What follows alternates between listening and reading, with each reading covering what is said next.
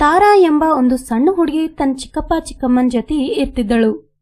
ತಾರಾ 6 ವರ್ಷ ಇದ್ದಾಗೆ ತನ್ನ ತಾಯಿ ತಂದೆ ಒಂದು ಆಕ್ಸಿಡೆಂಟ್ನಲ್ಲಿ ಸತ್ತೋದ್ರು. ಆ ಸಮಯದಲ್ಲಿ ತಾರಾ ತನ್ನ ಮನೆಯಲ್ಲಿ ಅಜ್ಜಿ ಹತ್ರ ಇದ್ದಳು. ಈ ಘಟನೆ ಎಲ್ಲ ಆಗಿ 9 ವರ್ಷಗಳದವು. ಆದರೆ ಇವತ್ತಿನವರೆಗೆ ತಾರನ್ ಚಿಕ್ಕಮ್ಮ ಅವಳಿಗೆ ಸತಾಸ್ತಾನೆ ಇದ್ದಳು. ಅರೆವು ತಾರಾ ಎಲ್ಲಿ ಸತ್ತಿದ, ಬಾ ಇಲ್ಲಿ, ಯಾವಾಗ ನೋಡು ಸೋಮರಿ ತರ ಕೆಲಸ ಮಾಡ್ತಾ ಇರ್ತಿ. ಹಾ ಚಿಕ್ಕಮ್ಮ, ಅಜ್ಜಿಗೆ ಮಾತ್ರೆಗಳು ಕೊಡ್ತಾ ಇದ್ದೆ, ಅವಳು ತುಂಬಾ ಕೆಮ್ಮತ್ತಿದ್ದಳು. ಅರೆ ಅತ್ತಿ, ನೀವಂತೂ ಇವಳ ಕೈಲೇ ಕೆಲಸ ಮಾಡಿಸ್ಬ್ಯಾಡ್ದಂತ ಹೇಳಿ ಬಹಾನ ಹುಡುಕ್ತಾ ಇರ್ತೀರಿ. ಸೊಸಿ, ತಾಯಿ ತಂದೆ ಇಲ್ದು ಮಗಳಿಂದ ಯಾಕೆ ಹತ್ತತಿ, ಸ್ವಲ್ಪ ನಿಧಾನವಾಗಿ ಇರು. ಅತ್ತೆವ್ರೆ, ನೀವಿವಳನ್ನ ಹಿಂದೈಕೊಂಡ್ ಬರೋದು ಬಂದ್ ಮಾಡ್ತೀರಾ? ಪೂಜನ್ ತಂದಿಗಾಗಿ ನಾ ಇವಾಗ ಭಕ್ತಿ ಕಳ್ಸ್ಬೇಕು.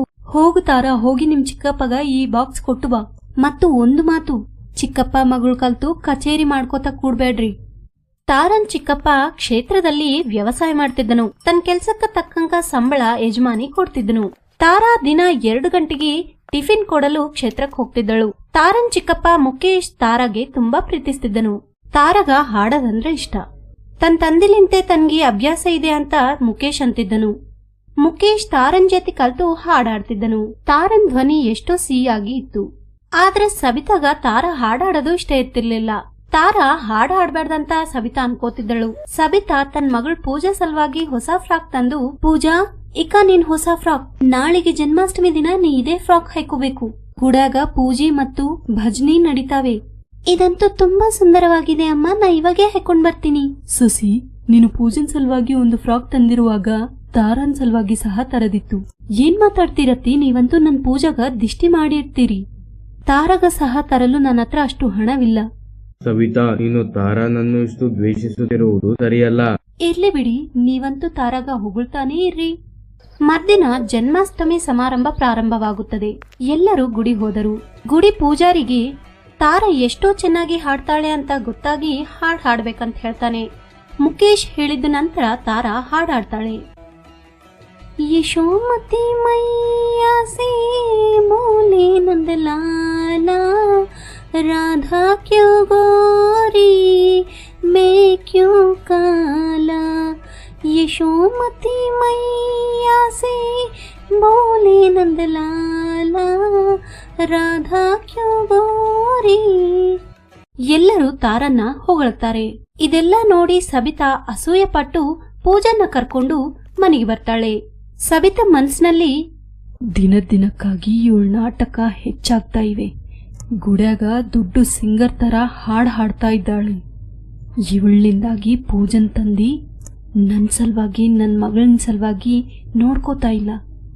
ಒಂದು ದಿನ ಕ್ಷೇತ್ರದ ಮಾಲೀಕರು ಮುಖೇಶ್ನ ಸಾಮಾನ್ ಸಲುವಾಗಿ ನಗರಕ್ಕ ಕಳಿಸಿದನು. ಈ ಅವಕಾಶನ ವಿನಿಯೋಗಿಸಲು ಸಬಿತಾ ತಾರನ್ನ ಅಂಗಡಿಗೆ ಕಳಿಸಿ ಹಿಂದಲೇ ಯಾರಿಗೋ ಫೋನ್ ಮಾಡ್ತಾಳೆ. ಹೌದಾ ಅಣ್ಣ, ನೀವಿವಾಗ ನಗರಕ್ಕೆ ಹೋಗ್ತೀರಾ? ನಾನಂತೂ ಹೇಳಿನಿ, ನೀವಿವಳನ್ನ ಬೇಕಾಗಿದ್ದು ಮಾಡ್ಕೋಬಹುದು, ಎಲ್ಲಾದ್ರೂ ಬಿಡಬಹುದು, ಇಲ್ಲಾಂದ್ರೆ ಮಾರಬಹುದು. ನಾಳೆ ಬೆಳಿಗಿನ ತನಕ ಕೆಲ್ಸ ಆಗ್ಬೇಕು. ನಾ ಸಾಮಾನ್ ತರ್ಸಲು ಕಳಿಸ್ತೀನಿ, ನೀವು ಅಲ್ಲೇ ಕಿಡ್ನಾಪ್ ಮಾಡ್ಬೇಕು. ನಿಮ್ಗಿವತ್ತೊಂದೇ ದಿನ ಅವಕಾಶ ಇದೆ. ಮತ್ತು ನನ್ನ ಹಣ ನಾನು ಕೊಡೇಬೇಕು. ಸಬಿತನ್ ಅತ್ತೆ ಸುಶೀಲಾ ಅವಳು ಫೋನ್ ಮಾತಾಡೋದೆಲ್ಲ ಕೇಳ್ತಾಳೆ. ಅವಳಿಗೆ ಏನ್ ಮಾಡಿ ತನ್ನ ಮೊಮ್ಮಗಳನ್ನ ಕಾಪಾಡ್ಕೋಬೇಕೋ ಅರಿಯಾಗಲ್ದು. ಅವಳು ಯೋಚಿಸ್ತಾ ಇದ್ದಳು. ರಾತ್ರಿಯಲ್ಲಿ ಅವಳು ಬೆಳಗಾದ್ರೆ ತನ್ನ ಸೊಸಿ ಎಲ್ಲಾ ಮಾಡ್ತಾಳೆ ಅಂತ ಏನ್ ಮಾಡ್ಲಿಕ್ಕಾಗಲ್ದಂತ ಯೋಚಿಸ್ತಾ ಇದ್ದಳು. ಸಬಿತಾ ಮತ್ತು ಪೂಜಾ ಗಾಢ ನಿದ್ದೆಯಲ್ಲಿ ಇದ್ದು ಕ್ಷಣದಲ್ಲಿ ಸುಶೀಲಾ ಮೆಲ್ಲಕ್ಕ ತಾರಾನ ಎಬ್ಬಿಸ್ತಾಳೆ. ತಾರಾ, ಏಳು, ನಾವಿಲ್ಲಿಂದ ಹೋಗ್ಬೇಕು. ನಾವಿಲ್ಲಿಂದ ಎಲ್ಲಿ ಹೋಗ್ತಾ ಇವಿ ಅಜ್ಜಿ? ಮಗು, ಹೆಚ್ಚು ಪ್ರಶ್ನವನ್ನು ಕೇಳಬೇಡಿ, ನಾವಿಲ್ಲಿಂದ ಬೇಗ ಹೋಗ್ಬೇಕು. ಆ ರಾತ್ರಿ ಸಮಯದಲ್ಲಿ ತಾರಾ ತನ್ನ ಅಜ್ಜಿನ ಹಿಂದ ಸ್ಟೇಷನ್ಗೆ ಸೇರ್ಕೊಂಡ್ಲು. ತಾರನ ಅಜ್ಜಿ ಹೋಗ್ತಿರುವ ಟ್ರೈನ್ನಲ್ಲಿ ಏರಿದಳು. ಮೌನವಾಗಿ ಒಂದು ಕೊನೆಗೆ ಕೂತ್ಕೊಂಡ್ಲು. ಹೇಗೋ ಒಂಥರ ಹಸಿವಿಲಿಂದ ನೀರ್ಡಿಕಿಲಿಂದ ತಾರಾ ಮತ್ತು ಅಜ್ಜಿ ಬಚ್ಚಿಟ್ಕೊಂಡ್ರು. ನಂತರ ಟ್ರೈನ್ ಒಂದು ಸ್ಟೇಷನ್ ನಲ್ಲಿ ನಿಂತು ಹೋಯ್ತು. ತಾರಾ ಮತ್ತು ಅಜ್ಜಿ ಎಳೆದೋದ್ರು. ಸುಶೀಲಾ ಕೂಲಿನ್ ಜೊತೆ, ಅಣ್ಣ, ಇದು ಯಾವ ಸ್ಟೇಷನ್?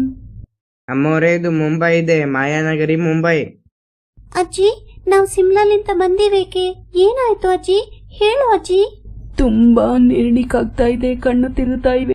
ನೀರ್ಡಿಕಿಲಿಂದ ಸುಶೀಲಾಗ ಕಣ್ಣು ತಿರುಗುತ್ತಾವೆ. ನಾನ್ ನಿಮ್ ಸಲುವಾಗಿ ನೀರ್ ತರ್ತೀನಿ. ಅಣ್ಣ, ಒಂದ್ ನೀರಿನ ಬಾಟಲ್ ಕೊಡಿ, ನಮ್ಮ ಅಜ್ಜಿಗೆ ತುಂಬಾ ನೀರ್ಡಿಕಾಗಿದೆ. 25 ರೂಪಾಯಿಗೆ 1 ಬಾಟಲ್ ಇದೆ 25. ಇವೆಯಾ ನಿನ್ನ ಹತ್ತಿರ 25 ರೂಪಾಯಿ? ಇಲ್ಲ ಅಣ್ಣ, ನನ್ನ ಹತ್ರ ಹಣ ಇಲ್ಲ. ಮತ್ತೆ ಹೋಗು ಇಲ್ಲಿಂದ. ಬಂದ್ಬಿಟ್ಲು ನೀರಿನ ಬಾಟಲ್ ಬೇಕು ಅಂತ. ಅರೆ ನಿನ್ನಂತ ಸಾವಿರಾರು ಜನ ಬಂದು ಇಲ್ಲಿ ಇದೇ ನಾಟಕ ಮಾಡುತ್ತಾರೆ. ಭಿಕ್ಷೆ ಬೇಡುವಳು. ಅಲ್ಲೇ ಇರುವ ಇಬ್ರು ವ್ಯಕ್ತರು ಮಾತಾಡ್ಕೋತಾ ಇದ್ರು. ತಾರಾ ಅವ್ರ ಹತ್ರ ಹೋಗಿ, ಅಣ್ಣ, ನಮ್ಮ ಅಜ್ಜಿಗೆ ತುಂಬಾ ನೇಟಿಕಾಗಿದೆ, ಒಂದು ಬಾಟಲ್ ಸಲುವಾಗಿ ಹಣ ಕೊಡಿ ಅಣ್ಣ. ಅರೆ ಈ ಭಿಕ್ಷೆ ಬೇಡುವವರಲ್ವಾ, ತಮ್ಮ ಮನೆಯವರಿಗೆ ಏನಾದರೂ ಆಗಿದೆ ಎಂದು ಸುಳ್ಳು ಹೇಳಿ ತಮ್ಮ ಹೊಟ್ಟೆ ತುಂಬಿಸ್ಕೊಳ್ತಾರೆ. ಸರಿ, ನಿನಗೆ ಬಾಟಲ್ ಬೇಕಲ್ವಾ? ಆದರೆ ಎಲ್ಲಾ ಭಿಕ್ಷಕರಂತೂ ಹಾಡುತ್ತಾ ದುಡ್ಡು ಗಳಿಸುತ್ತಾರೆ. ಆದರೆ ನೀನಂತೂ ಅಳುತ್ತಾ ದುಡ್ಡು ಕೇಳುತ್ತಿದ್ದೀಯಲ್ಲ. ತಾರಾ ಅವಸರನ್ನ ಅವರು ಗೇಲಿ ಮಾಡಿದ್ರು. ಅಜ್ಜಿನ ಸಲುವಾಗಿ ತಾರಾ ನೀರ್ ತಗೋಬೇಕಾಗಿತ್ತು. ಅದಕ್ಕಂತ ಹೇಳಿ ಅವಳು ಹಾಡಿದ್ಲು.